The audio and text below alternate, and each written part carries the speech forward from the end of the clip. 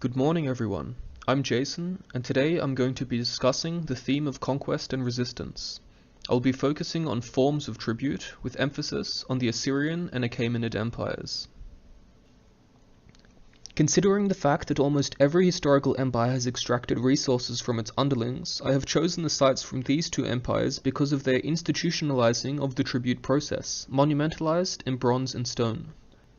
In this map I have created, you may observe the sites of importance marked in red. These include Persepolis, where I'll be discussing the stone-cut reliefs of the Apadana, as well as Kalhu and nearby Tel Balawat, from which came the Black Obelisk and the Balawat Gates.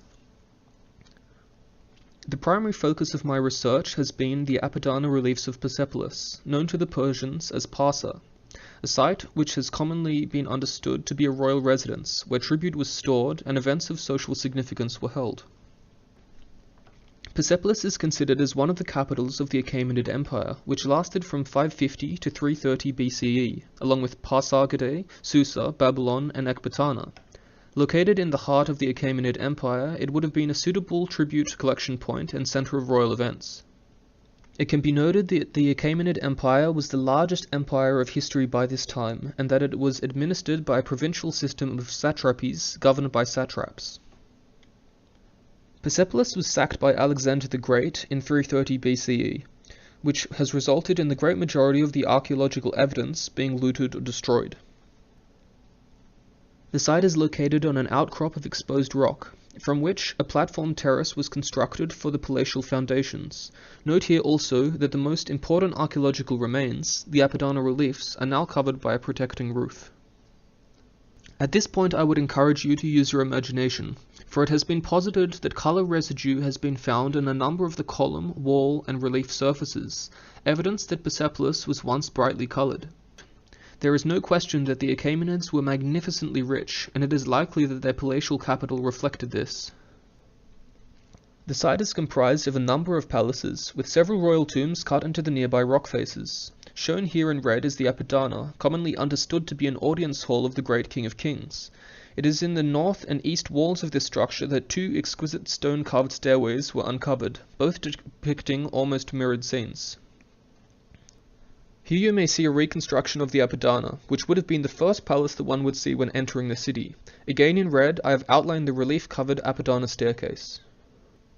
Here the impressive scale of the site is made clear, emphasized by the few surviving pillars. The following slides will offer an overview of the details of the reliefs, although an analysis of their meaning and function will be reserved for later sections. On the central panel are two human-headed sphinxes, a winged sun disk of Ahura Mazda, 8 Persian soldiers, 4 Achaemenid and 4 Median, and a mirrored scene of a lion biting a bull. From the right of the stairs, the royal horses and the king's retainers approach on the top frieze. The lower two are filled with Median and Achaemenid nobles. From the left approach the 23 foreign delegations, whom are understood by many to be bringing tribute gifts to give to the king. These delegations cover all 3 left side friezes and are separated by cypress trees. These diagrams, which I have borrowed from Ghani, detail the locations and identities of the 23 foreign delegations. There is some dispute about the order by which these delegations were supposed to have been received, but I will use Ghani's model, starting from the rear of the cohort. Last to arrive were the Ethiopians of Africa, wearing sandals and simple dress. They bring gifts of ivory and a vessel, and a giraffe or okapi.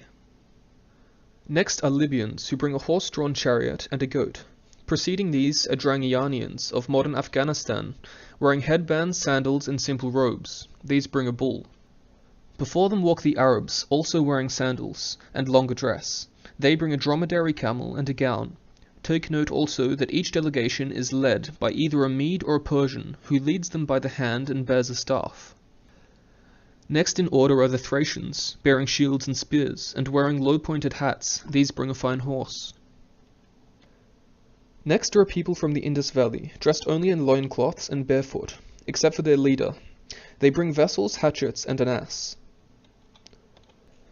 Before them walk the Sogdians, wearing trousers, Akanakis short swords, and bows. These bring a fine horse, picks, bracelets, and appear to offer an Akanakis.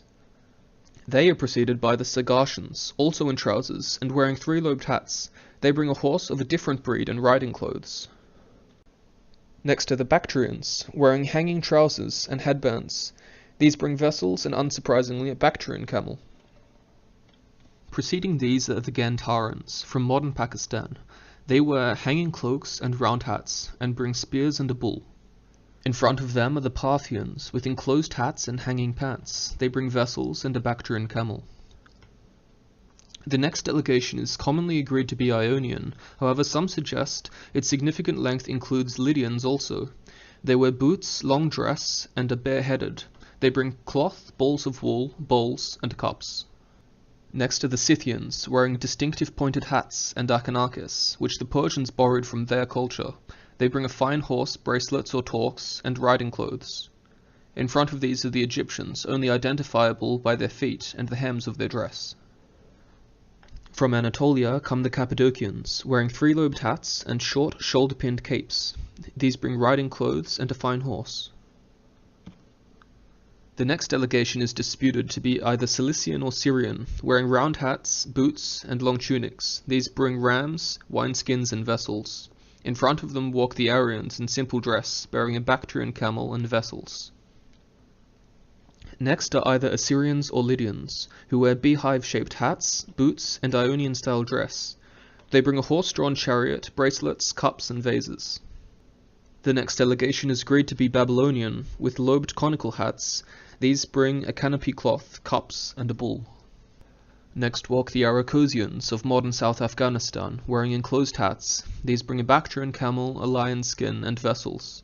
Preceding them walk the Armenians, with three-lobed hats and short tunics. They bring a fine horse and a magnificent large vase. Second to the front are Elamites, wearing round caps and long dress. They bring a lion and two lion cubs, Elamite-style achenakes short swords and bows.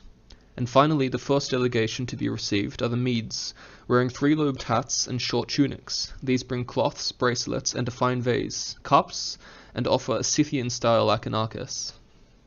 On the opposite side of the stairs, the great majority are interchanging Medes and Achaemenid Persian, these wearing Persian and Median dress, with distinctive hats.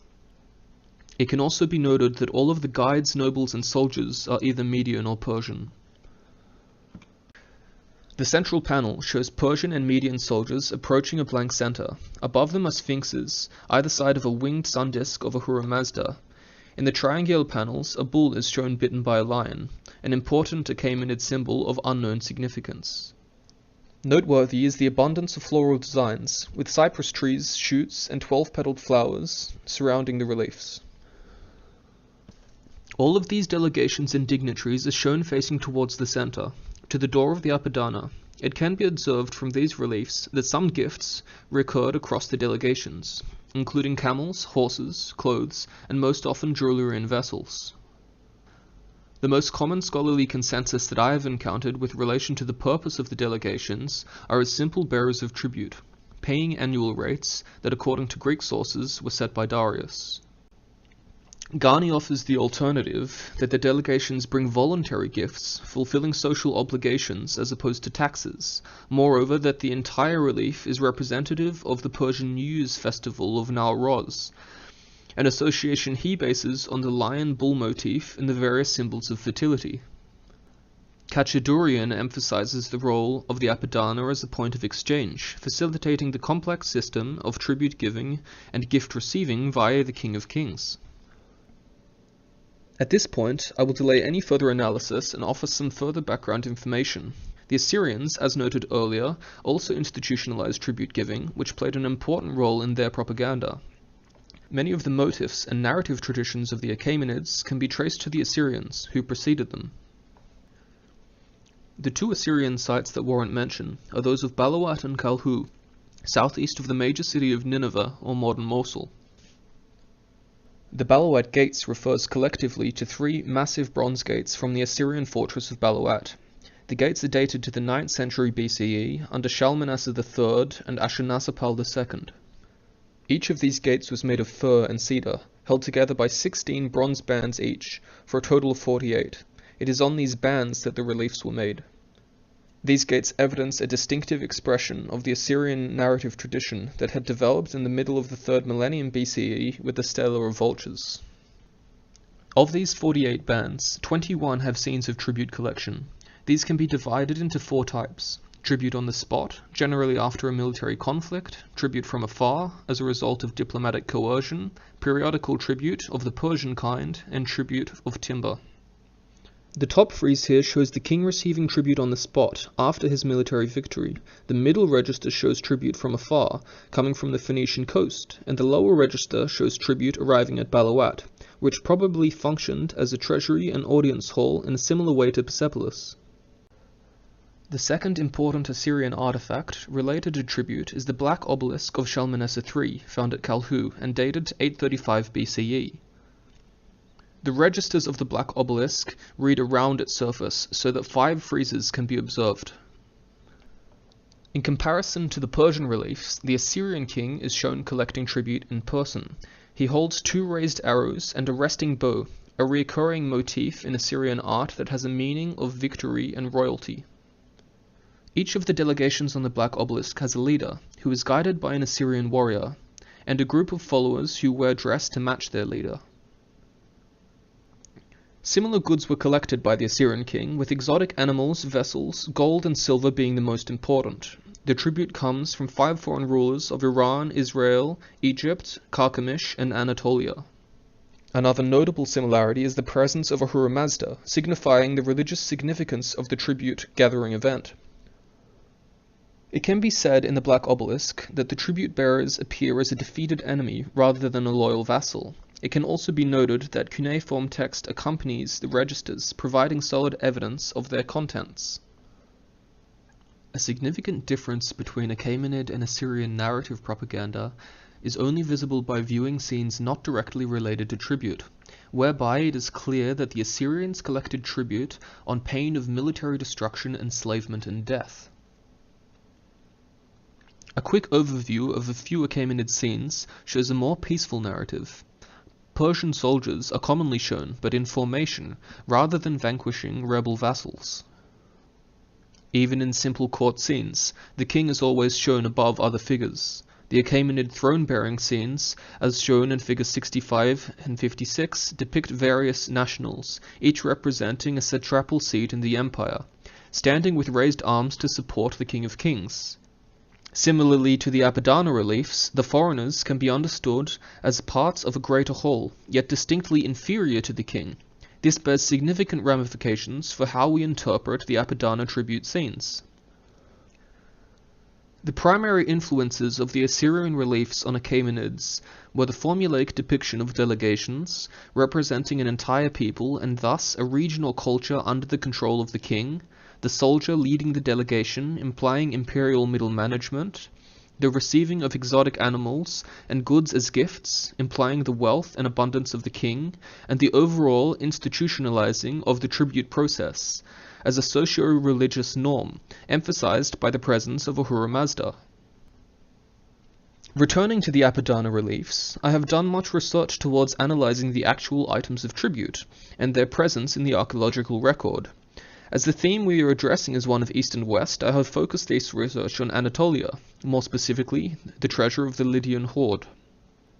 Lydia was one of the Persians' most important satrapies, with its capital of Sardis marking the western end of the royal road to Susa. The Lydians were also known for their wealth in gold and silver, and as being the first to mint coinage from these metals. The Lydian treasure represents a collection of silver and gold jewelry and vessels that was looted from a number of Turkish tombs dating to the Achaemenid era, only recently returned to Turkey after legal proceedings. Upon my initial inspection of the Lydian artifacts, I thought that I had found unequivocal evidence of real material artifacts reflected in the art of the Apadana reliefs. Shown here is a comparison between the Lydian tribute-bearing delegation at Persepolis and a number of bracelets, drinking cups, and goblets from the Lydian hoard, both artistically and technically similar in form, coming from Achaemenid Lydia. Note the distinctive zoomorphic kidney shape of the bracelets and the vertical fluting on the goblets. It can be said that the goblets of this type have been found elsewhere in Anatolia with handles, as is shown in the relief. It must also be noted that the figure 75 zoomorphic kidney-shaped bracelet is from the Oxus treasure, not the Lydian hoard, but I have included it here as potentially having Lydian origins. Another striking artifact type found in the Lydian treasure is the conical incense burner. In one relief, I could not locate myself, Koch suggests a figure can be seen carrying such an incense burner and a bucket of charcoal. And again, in the throne room scene, two burners are clearly shown of the same type, in front of the king. Could this mean that these were depictions of real artifacts of Lydian origin? Unfortunately for such an idea, it seems that the opposite is the case. The artifacts found in Lydia were also found in other parts of the Persian Empire. Gold torques and bracelets, silver drinking cups, bowls, vases and rhytons, lobed silver platters known as philae, and indeed conical incense burners, all appear to hold strong ties with Achaemenid Persian culture. This is reflected by the fact that several of the tributary delegations can be seen bearing bracelets and vessels. The question of how these Achaemenid items ended up in Lydian tombs is far more complex than I first thought. It is still possible that these items were of Lydian craftsmanship with Persian influences in design. It seems more likely, however, that these items were given to Lydian dignitaries and guests who visited the king, ending up in graves that were almost certainly belonging to Lydian elites. This bears significant influence on how we ought to understand the details of the Apadana tribute scenes. One additional note on the Lydian treasure I will briefly cover is the possibility that Greek artistic motifs and conventions may have made contact with Persian artifacts via metalsmiths in Lydia. Observe here the proximity of Lydia with Greece and Persia comparatively. Ozgen and Ozturk note in their analysis of the Lydian treasure that certain artistic motifs are distinctly Greek in origin, this naked kuros functioning as a handle for this oinoko vase, and these duck-head motifs, for example, have been said to be Greek influences on otherwise Persian artifacts. The distinct similarities of the vessels and bracelets of various delegations on the Apadana reliefs, in combination with the fact that they seem to depict Achaemenid wares, has led me to suspect that they were actually symbolic representations of what kind of goods the delegations brought, or ought to bring, made by artists who were probably observing already present Persian wares in Persepolis. This argument can be reinforced by an analysis of the depiction of Achenarchus short swords on the Apadana reliefs. Of all of the Achenarchus sheaths shown on the reliefs, only two variations are shown. These are the Elamite-style Achenarchus, always carried by Achaemenid Persians, as shown in figure 93, and the Scythian type, carried by Sogdians, Scythians, and Medes. It can be stressed that all of these Achenarchus sheaths appear identically in proportions and detail, leading me to believe that they are not accurate representations of the swords worn by these different geographic groups, but symbols representing the fact that they carried such items. No doubt these symbols carried more meaning for Achaemenid viewers, but we can probably never fully grasp such subtleties. The final point which I would like to make in understanding the Apadana tribute scenes is on the role of silver in Achaemenid society. Shown here are a selection of gold darics and silver siglos, a bronze lion weight equal to 4 silver talents, and a summary of Herodotus's account of the Persian satrapal system, detailing the quantities of silver delivered annually to the King of Kings. While I take Herodotus's account with more than 1 grain of salt, it must be said that the giving and receiving of silver via the Persian king was attested by many Greek sources. Persian workers and soldiers are known to have been paid in silver, delegations were gifted silver, and the king received silver tribute. The fact that Achaemenid silver vessels, such as those found in the Lydian treasure, have been found elsewhere in graves and hoards cut into small pieces known as hack silver, suggests that the use of these recurrent vessel types served as a form of currency in an empire that was only just learning from the Lydians to mint its own coinage, and of which much operated without such coinage. It is with such knowledge that we must understand the vessels and bracelets brought to the king on the Apadana reliefs as items of symbolic and material exchange. What conclusions can we draw for the overall dialogue of civilizations? The primary motives of the Apadana tribute scenes, if we operate without any set function such as Garnier's New Year's festival idea, are of propagandistic narrative, both celebrating the successful system of Darius and implicitly encouraging future generations of satrapal dignitaries to submit to peaceful resource exchange. It can be said that the Achaemenid tribute system probably established a significant degree of material standardization, as was seen in the Lydian adoption of Persian tablewares.